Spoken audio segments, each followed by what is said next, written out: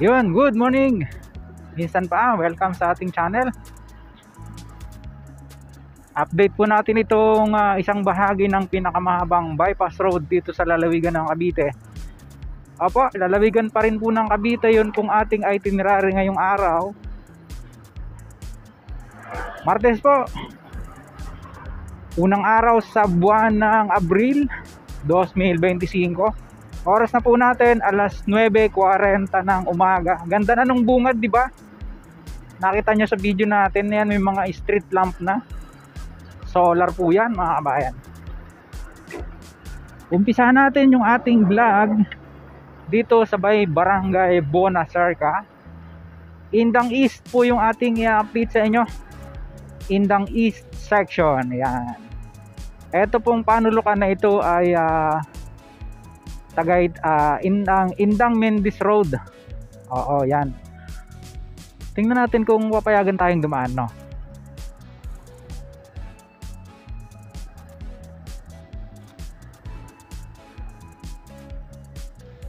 Parang sarado ata. Nako. Ginagawa.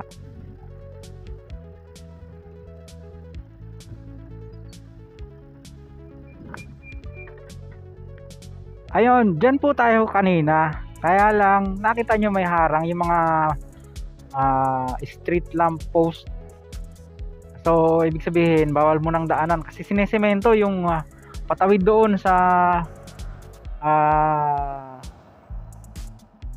anong pangalan ng street na yan?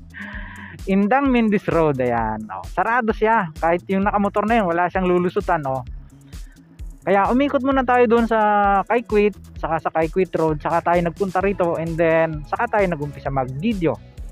Tapos eto, babaybayin natin papunta doon sa Barangay Kaikwit, no? Ayan. Yun na lang pala ang hindi na semento, kabayan, yung kanilang sinesemento na yon. Oo. Ganda na dito, Tapos, kung nakita nyo dyan sa bungad ng ating video, di ba mayroon ng tawag dito, mga sidewalk, and then yung mga drainage, no? Gagawin din po yan dito.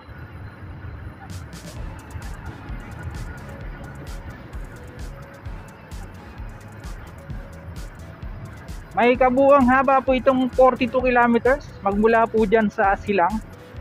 Nakita nyo, kabayan, yung tambak dito ng lupa pagka bumabaha. Ayan, nawala na. Ayan, nilagay sa gilid. Ayan, patawid na tayo ng Barangay Kaikwit. Ayun nga, sabi ko sa inyo, 42 kilometers po yung haba nito. Magmula dyan sa Silang Aguinaldo Highway, papunta po doon sa Nasugbu, Barangay Look to be exact, no? Yung kanyang tagos, dadaan ng Magallanes. Maraming bayan po itong dadaanan. At unfortunately, meron pang mga lugar na katulad po nitong ating pupuntahan na ito. Papakita ko sa inyo. Tatawid tayo dito, ayan, katulad nito. Gawa na yung bulwas na yung kalsada. Kaya lang hindi pa siya nag-uumpisang sementohin, At itong mga lugar na ito, papunta ng Kaitambog, may dadaanan pa raw na isang barangay, yung Barangay Pulo. Shoutout nga po pala kay Sir Nap Gardening TV. Yan, munti ko nang makakalimutan. Magandang araw po sa inyo, maligayang panonood. Nandito po ako sa Indang, Boss Nap. Ayan, sana mapanood muli itong vlog natin. I-update ko po kayo. Ito pong patawid ng Kaitambog, yung mga tulay na ginagawa rito. Last time kasi nakuha na natin siya ng video. Then dito tayo uli pupwesto sa tulay na ito. Ganda nito, ang taas nito. Kung maalala nyo, dito yung dating bahay na maganda na sana, kaso kailangang gibain, gawa ng tatamaan siya ng right of way. Yan, naglalagay na sila ng ang tawag dyan, yung wall, retaining wall, yung bakal.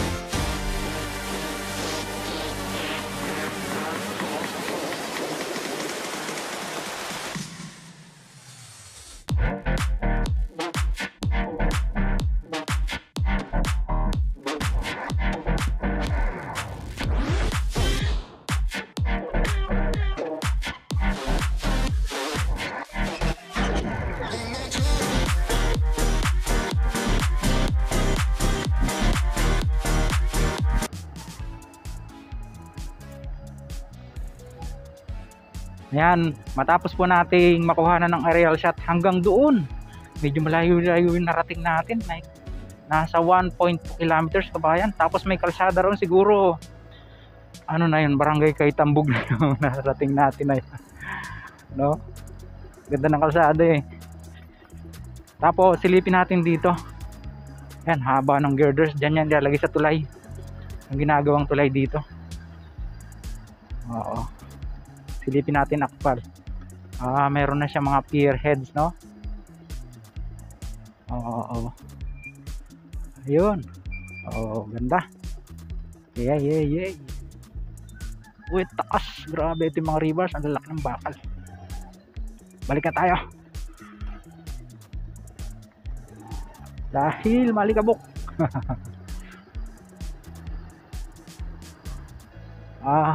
Grabe, may mga bakal pa sa loob yan, ayun, no?